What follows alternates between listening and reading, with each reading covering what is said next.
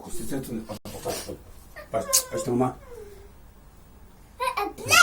Dişi ablah, o dişi ablah, cincan gudigan ablah.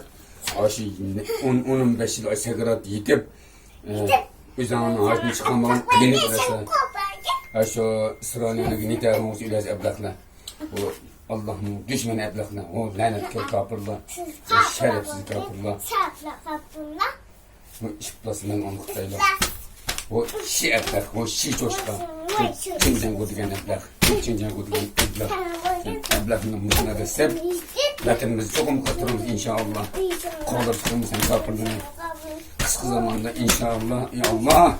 Ya Allah bizi yerden vergen. Dünya Müslümanları yerden vergen. Cümleden Türkistan Müslümanları yerden verip, vatanımızın kaydırısı bizi yerden vergen. Ya Allah. Maşkabılarını hemen destek, öldürüp kısa bizi yerden vergen. Ya Allah. İndirdi bana Allah. Hadi sen ablak ne? Sen ablak ne jitip, sen ablak ne jitip kırmızı mı işpasla,